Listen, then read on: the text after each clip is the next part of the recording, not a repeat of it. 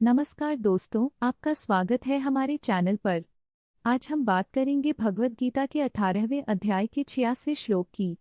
यह श्लोक हमें सिखाता है कि कैसे अपने सभी धर्मों को छोड़कर हमें भगवान की शरण में जाना चाहिए।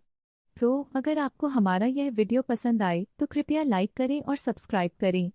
चलिए जानते हैं इस महत्वपूर्ण श्लोक के गूढ़ अर्थ और उसके शिक्षाप्रद संदेश के बारे में। सर्वधर्मान् परित्यज्य मामेकं शरणं व्रज अहं त्वा सर्वपापेभ्यो मोक्षयिष्यामि मा शुचः। 66। सभी धर्मों को छोड़कर केवल मेरी शरण आओ, मैं तुम्हें सभी पापों से मुक्त करूंगा। चिंता मत करो।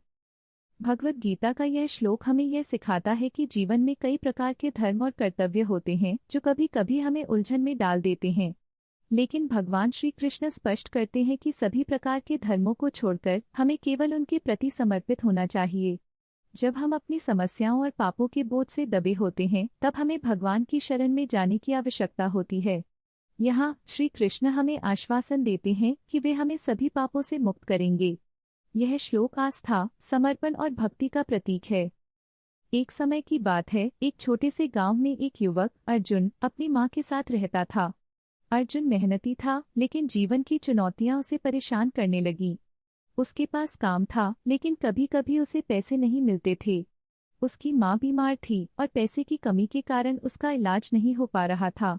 एक दिन अर्जुन ने गांव के एक ज्ञानी व्यक्ति से मदद मांगी। ज्ञानी ने कहा, अर्जुन, तुम्हें अपने सभी धर्मों को छोड़कर भगवान की शरण में जाना चाहिए। अर्जुन ने आश्चर्य से पूछा, लेकिन गुरुजी, मैं अपने कर्तव्यों को कैसे छोड़ सकता हूँ? ज्ञानी ने मुस्कुराते हुए कहा, सच्चा धर्म है भगवान की शरण में जाना। अर्जुन ने सोचा, क्या ये सच है? फिर उसने निर्णय लिया कि वह पूरी तरह से भगवान में समर्पित होगा। उसने अपनी माँ के लिए प्रार्थना की और भगवान से मदद मांगी। अचानक गांव में एक दानी आए जिन्होंने उसकी माँ का इलाज करवाने के लिए पैसे दान किए। अर्जुन ने सीखा कि जब हम अपने सारे धर्मों को छोड़कर केवल भगवान की शरण में जाते हैं तो वह हमें हर मुश्किल से बाहर निकालते हैं। इस अनुभव ने अर्जुन को सिखाया कि सच्चा समर्पण ही सबसे बड़ा धर्म है।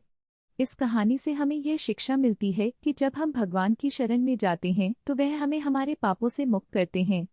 अगर आपको यह कहानी पसंद आई हो तो कृपया लाइक करें और सब्सक्राइब करें और ऐसे ही और ज्ञानवर्धक वीडियो के लिए हमारे चैनल पर बने रहें।